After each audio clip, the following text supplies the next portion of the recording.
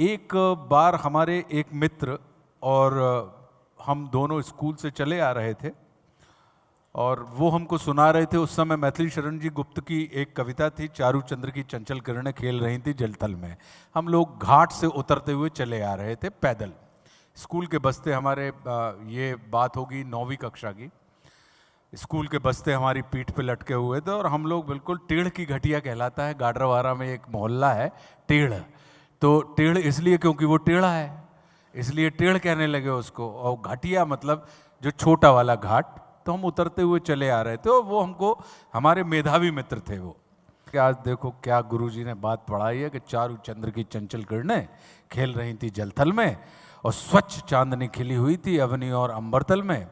और उसके भावार्थ भी वो मुझे समझाते जा रहे थे कि इसका क्या अर्थ होता है।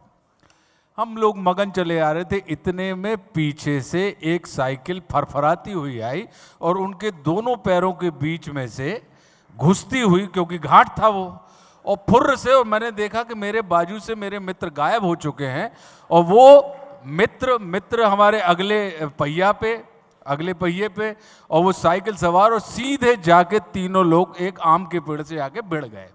मित्र वहां पे उन दोनों की एक दो गुत्थम गुत्थी हो गई, कॉलर मॉलर पकड़ा गई और वो सब अनुप्रास अलंकार भूलकर वो अशिष्ट अनुप्रास अलंकार पे उतर आए थे।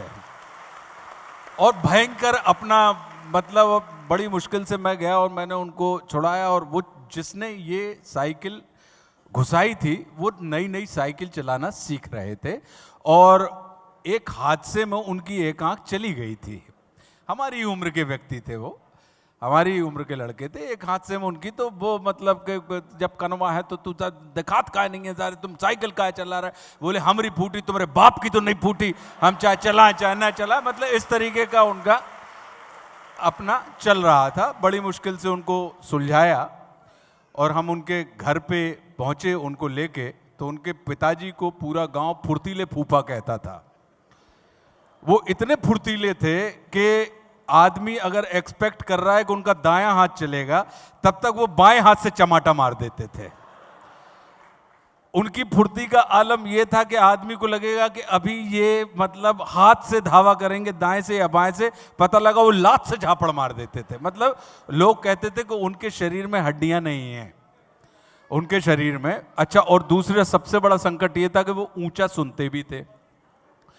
तो अगर उनने की कोई ने कही कि काय, तो उनको सुनाई पड़ता चाय। उनने कही माफी, तो उनको सुनाई पड़ता था काफी।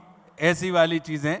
तो इतने में उनने देखा तो बोले कि इसको तुम कहाँ, कौन सी नल्ली में डला हुआ है, कौन लड़का को तुम घरे ले आए?